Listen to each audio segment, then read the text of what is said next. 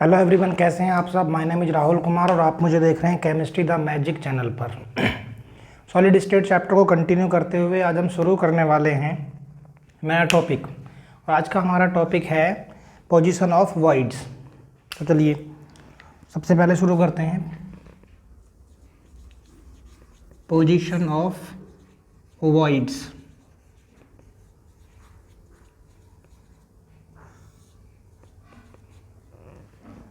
दो तरह के वॉइड्स जो है बनते हैं। एक तो होता है टेट्राहेड्रल वॉइड्स, दूसरा ऑक्टाहेड्रल वॉइड्स। सबसे पहले तो ये पता करते हैं कि टेट्राहेड्रल वॉइड्स कैसे बनते हैं और ऑक्टाहेड्रल वॉइड्स कैसे बनते हैं। तो देखिए tetrahedral voids, tetrahedral voids, tetrahedral voids जो है वो 4 एटम से मिलकर के बना होता है। कैसे बनता है? अगर मान लिया ये एक एटम है, एक एटम ये है इस तरह से, और एक एटम ये। अगर हम 3 एटम्स को इस तरह अरेंज करें तो हमें यहाँ पर एक स्पेस दिखता है। इसको बोलते हैं ट्रायंगुलर वॉइड। ये होता है ट्रायंगुलर वॉइड्स। अगर हम इसके पीछे की तरफ एक एटम और लगा दें तो सामने से देखने पर क्या दिखाई देगा? हमें उस पीछे वाले एटम का फेस दिखाई देगा। तो यहाँ पर अगर मैं उसको इस तरह से शो करूँ ये, तो यहाँ पर जो है ये जो वॉइड होगा ये क्या होगा? इसको बोलेंगे टेट्राहेड्रल वॉइड। बस यही टेट्राहेड्रल वॉइड है। देखिए अगर मैं इनके सेंटर्स को आपस में मिला दूं इन एटम्स के, तो यहाँ पर एक टेट्राहेड्रल ज्योमेट्री बनती हुई दिखाई देगी इस तरह से। तो ये जो वॉइड है ये टेट्राहेड्रल वॉइड्स होता है। ठीक है, अब देखते हैं ऑक्टाहेड्रल वॉइड्स कैसे बनता है। ऑक्टाहेड्रल वॉइड्स, ऑक्टाहेड्रल वॉइड्स बनता है 6 एटम्स से मिलकर के बना होता है। देखिए अगर हम पहली लेयर को इस तरह लगाएं एटम्स की, हम 3 एटम्स को इस तरह अरेंज करें जैसे कि हमने यहाँ पर किए हैं इस तरह से, और एक लेयर हम इसके जस्ट अपोजिट इस बॉल को नीचे कर दें, इन बॉल को ऊपर कर दें, और इसके ऊपर से अगर हम एक लेयर और लगा दें तो देखिए इस तरह से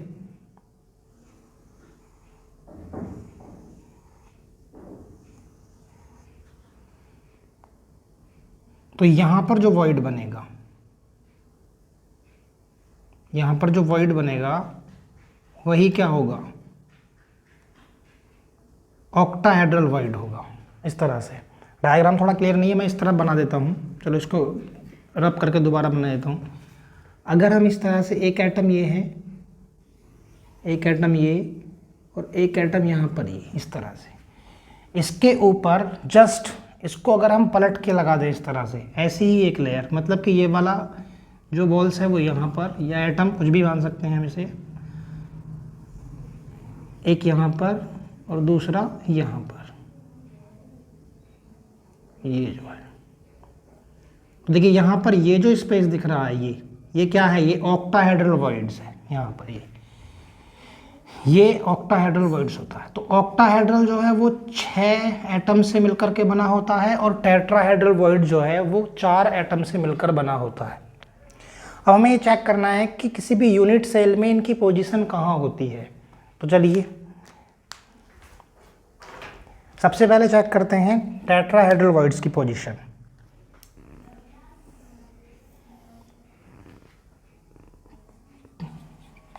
position of tetrahedral voids, tetrahedral voids इस तरह से लिख देता हूँ मैं, THV।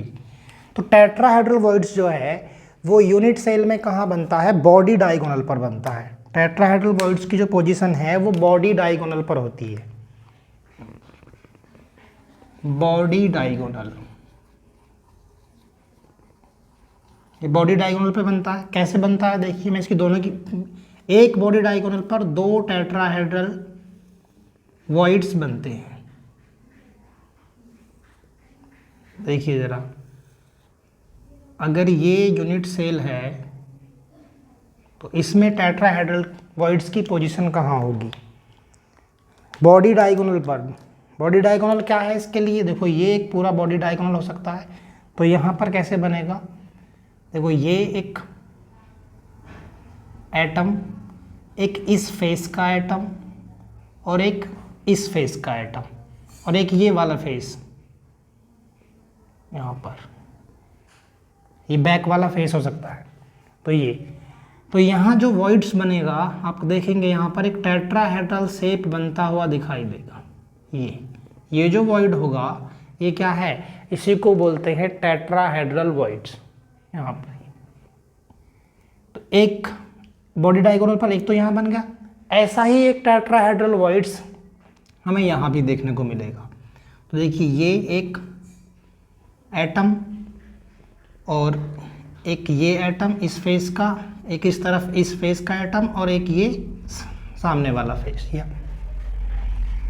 तो देखो यहाँ पर भी हमें इस तरह से एक टेट्राहेड्रल शेप बनता हुआ दिख रहा है और यही क्या है? यहीं पर एक दूसरा वॉइड बना हुआ है।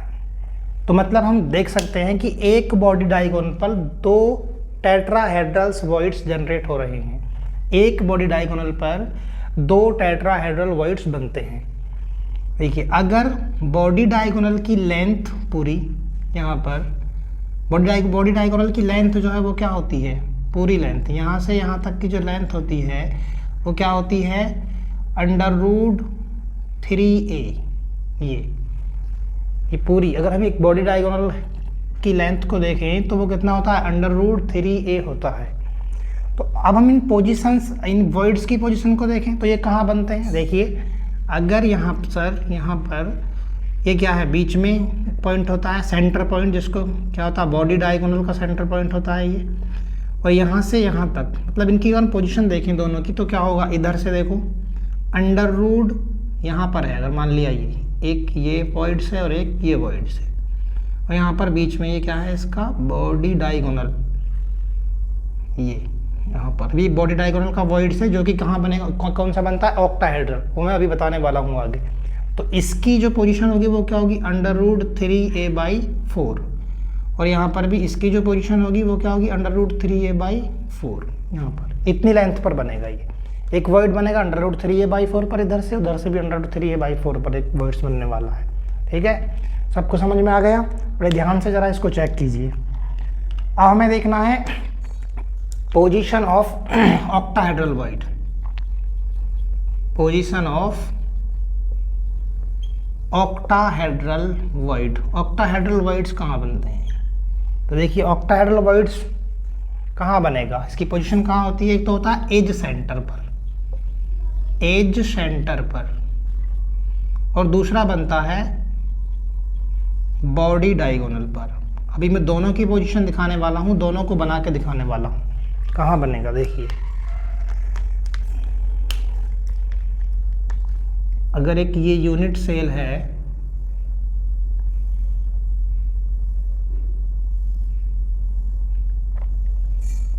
हमें पता है कि जो ऑक्टाहेड्रल वॉइड्स है वो 6 एटम्स को मिलाने पर बनता है।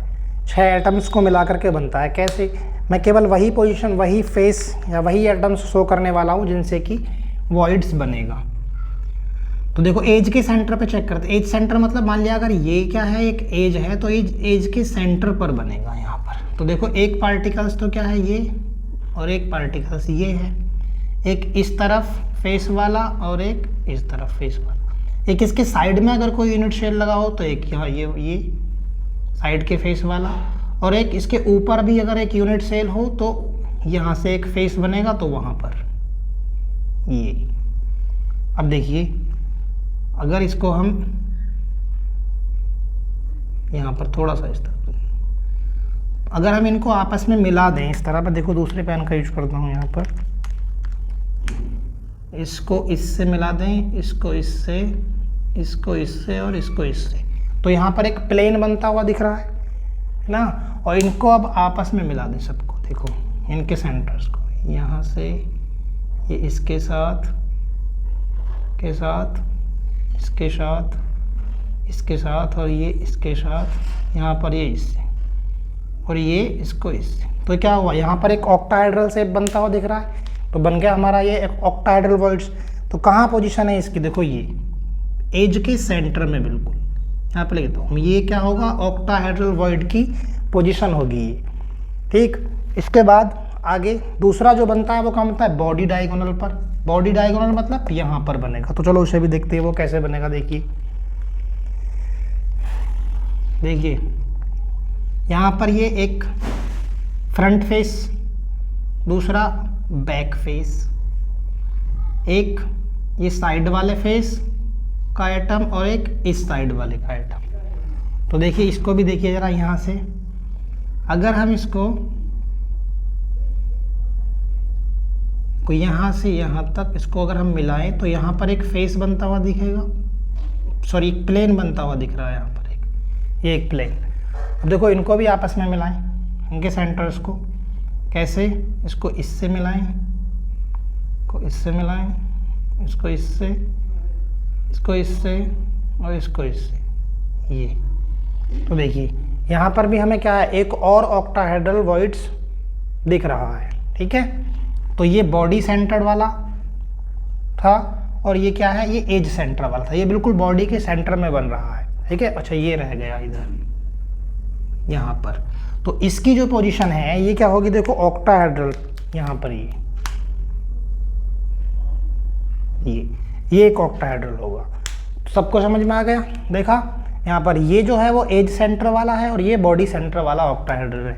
तो ये होती हैं ऑक्टाहेड्रल वॉइड्स की पोजीशन। ठीक है, अब देखिए यहाँ पर मैं आपको एक पॉइंट लिखवा देता हूँ। If the number of atoms, if the n number of atom, n number of atom present in a unit cell, अगर किसी यूनिट सेल में n एटम प्रेजेंट हैं तो वहां पर number of tetrahedral void and octahedral void क्या होगा, number of tetrahedral void and number of octahedral void क्या होगा, ऑक्टाहेड्रल वॉइड क्या होगा। तो टेट्राहेड्रल वॉइड कितना होगा, 2n, और यहाँ पर ये क्या होगा, n। अगर हम FCC लें एग्जाम्पल में, यहाँ पर FCC यूनिट के लिए चेक करें तो FCC के लिए number of atom per unit cell कितना होता है, 4। तो यहाँ पर टेट्राहेड्रल वॉइड्स कितना होगा, 2n के मतलब 2 × 4, यहाँ पर 8, टोटल 8 टेट्राहेड्रल वॉइड बनेंगे। और अगर बात करें ऑक्टाहेड्रल वॉइड की तो वो होता है n, मतलब कितने होंगे, 4। तो यहाँ पर 4 ऑक्टाहेड्रल वॉइड्स बनेंगे और टेट्राहेड्रल वॉइड्स कितने बनेंगे, 8। ठीक है, सबको समझ में आ गया ये। चलिए नोट कर लीजिए इसको, इसका स्क्रीनशॉट ले लीजिए, मैं ऐसे हट जाता हूँ। अब हम पढ़ेंगे radius ratio. Radius ratio rule क्या होता है। देखिए रेडियस रेशो रूल जो है वो केवल आयनिक कंपाउंड पर अप्लाई किया जाता है।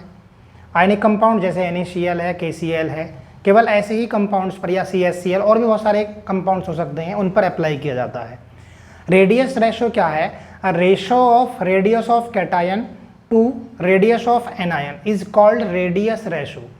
तो हम चलिए सबसे पहले डेफिनेशन लिखते हैं रेडियस रूल। ये रेडियस ऑफ रेशो क्या है, radius ratio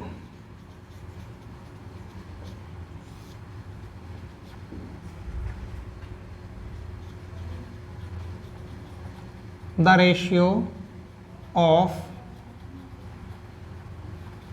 radius of cation to radius of anion is called radius ratio, is called radius ratio.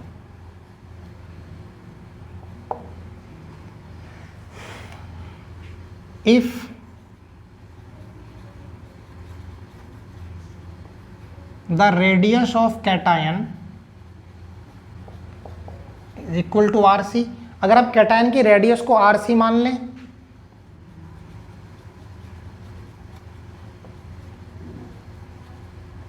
और एनायन की रेडियस को मान लें RA, तब radius ratio RR is equal to क्या हो जाएगा, RC अपॉन RA। इसको ऐसे हम कैलकुलेट कर सकते हैं, या इसको ऐसे भी लिखा सकता है R positive upon R negative, मतलब कि पॉजिटिव जो है उसकी रेडियस अपॉन नेगेटिव जो है उसकी रेडियस। या फिर कई सारी बुक्स में इस तरह से भी लिखा हो सकता है R voids upon R packing. हम जानते हैं कि जो वॉइड्स हैं वो क्या छोटे साइज के, वहाँ पर पॉजिटिव जो कैटायन होता है जनरली उसका साइज जो है वो छोटा होता है, इसलिए वो कहाँ जाएगा, वॉइड्स में जाएगा। एनायन जो है जनरली उसका साइज बड़ा होता है, इसलिए वो क्या बनाएगा, पैकिंग बनाएगा। तो इसलिए भी हम इसको R voids upon R packing ऐसे करके भी लिख सकते हैं। ठीक है, अब देखिए इसके रेडियस रेशो क्या है। सबसे पहले तो ये it's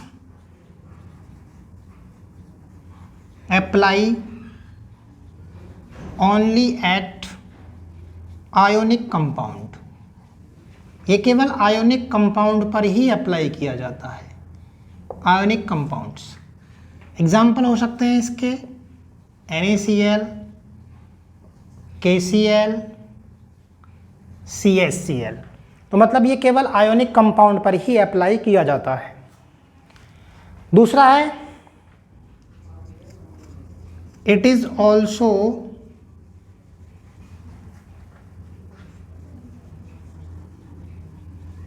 predict to coordination number, coordination number of any ionic compound।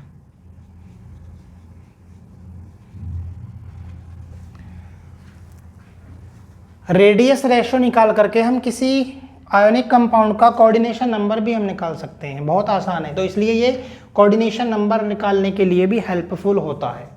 इसके अलावा इसका एक और यूज हो सकता है स्टेबिलिटी के लिए, it's also helpful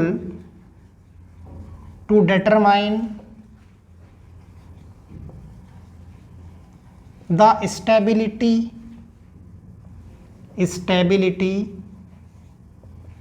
of any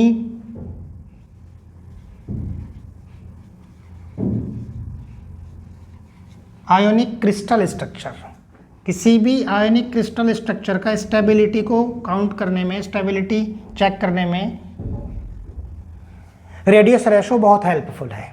देखिए अगर RR मतलब RC की वैल्यू हाई होगी तो क्या होगा, यहाँ पे दिख रहा है देखो, RC की वैल्यू अगर हाई है तो वो रेडियस रेशो भी ज़्यादा होगा। RC की वैल्यू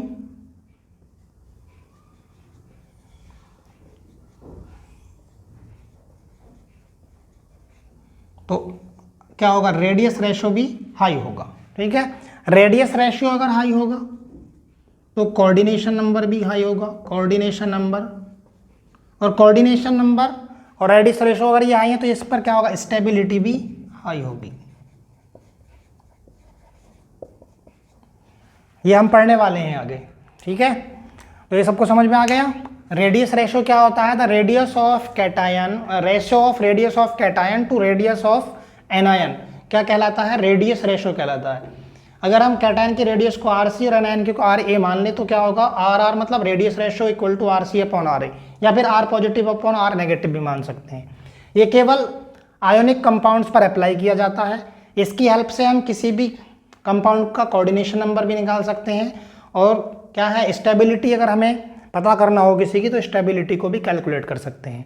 RC की वैल्यू अगर ज़्यादा होगी तो RR ज़्यादा होगा, यहाँ पर दिख रहा है RR इक्वल टू क्या है, RC अपॉन RA, मतलब कि आर सी के क्या है, डायरेक्टली प्रोपोर्शनल है ये। तो ये इससे हम कैलकुलेट कर सकते हैं। कोऑर्डिनेशन नंबर हाई होगा, स्टेबिलिटी भी हाई होगी। ठीक है, तो चलिए इसको नोट कर लीजिए। तो चलिए अब हमको सीखना है रेडियस रेशो की कैलकुलेशन करना। रेडियस रेशो की कैलकुलेशन कैसे करेंगे? तो रेडियस रेशो को कैलकुलेट करने के लिए हमें पता होना चाहिए कि जो पैकिंग होती है वो एनायन बनाता है, क्योंकि उसका साइज़ बड़ा होता है। और वॉइड्स में जो जाता है वो कौन जाता है, कैटायन जाता है, उसका साइज छोटा होता है, इसलिए वो वॉइड्स में जाता है। तो इसकी कैलकुलेशन सीखने के लिए हमें कुछ चीज़ों का पता होना चाहिए। सबसे पहले तो ये कि जो हमारा एनायन और कैटायन है उसको स्फेयर माना गया है, स्फेयर माना गया है। और एनायन और कैटायन इस तरह से अरेंज होने चाहिए कि वो एक दूसरे को टच करते हुए हों, लेकिन एनायन आपस में एक दूसरे को टच ना करें। ठीक है, दूसरा जो पॉइंट है वो ये है कि कैटायन जो है वो मैक्सिमम नंबर ऑफ एनायन से घिरा हुआ होना चाहिए, जितना भी ज़्यादा हो सकता है उसके चारों तरफ एनायन हो। ठीक है, चलो देखते हैं। जैसे मान लिया यहाँ पर हम एक ये कैटायन है, इसका साइज छोटा सा है, तो इसके चारों तरफ हम कितने एनायन लगा सकते हैं? जितना ज़्यादा से ज़्यादा हो सकता है उतना हम कोशिश करेंगे। ये आपस में एक दूसरे को टच नहीं करने चाहिए, टच नहीं करने चाहिए, लेकिन जितना हो सके एक दूसरे के पास होने चाहिए। ठीक है, तो देखो ये यहाँ से क्या है, इस कैटायन के चारों तरफ मैक्सिमम बस 3 ही एनायन लग सकते हैं। ये क्या, एनायन का साइज जो है बड़ा है, तो ये एनायन है, और बीच में ये वॉइड्स बन रहा है, यहाँ पर एक ट्रायंगुलर वॉइड्स बन रहा है ये। तो ट्रायंगुलर वॉइड्स अगर बन रहा है तो यहाँ पर क्या है, देखो अगर हम तीनों जो एटम है इनके सेंटर को अगर मिला दें तो यहाँ पर क्या होगा, एक ट्रायंगुलर फॉर्म होगा इस तरह से। ये एक ट्रायंगुलर बन गया। ठीक, अब हमें इसके लिए कैलकुलेशन करनी है रेडियस रेशो की, मतलब इसका रेशो जो छोटा वाला है, मतलब पॉजिटिव कैटायन जो है, इसका रेशियो और बड़े वाले जो एनायन है उसका रेशियो क्या होगा, रेडियस रेशो क्या होगा, ये हमें कैलकुलेट करना है। तो चलिए देखते हैं। देखिए जो छोटा वाला है इसकी जो रेडियस है, हम यहाँ पे लिख देता हूँ इस तरफ, छोटा वाला जो है पॉजिटिव, इसकी रेडियस को हम क्या मान सकते हैं, स्मॉल आर। और जो बड़ा वाला है इसकी रेडियस को हम मान सकते हैं कैपिटल आर। ठीक है, या आर पॉजिटिव और आर नेगेटिव भी मान सकते हैं, वो कैलकुलेशन करने का तरीका कैसे भी कर सकते हैं। तो देखिए यहाँ जो इसका सेंटर पॉइंट है, ये यहाँ से यहाँ तक की रेडियस क्या है, स्मॉल आर।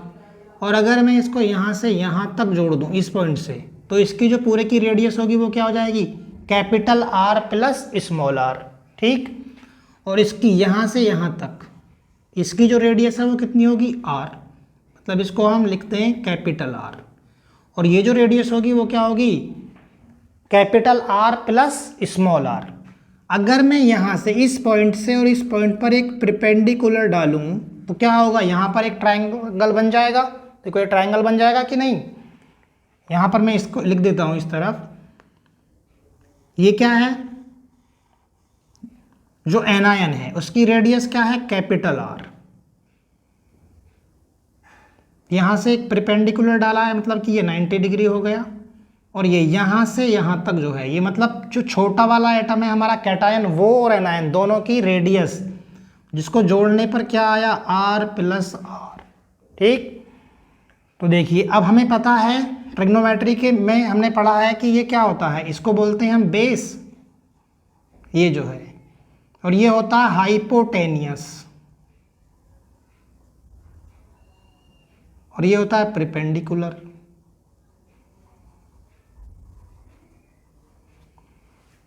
देखिए हमने ट्रिग्नोमेट्री में पढ़ा है base upon hypotenuse, base upon hypotenuse,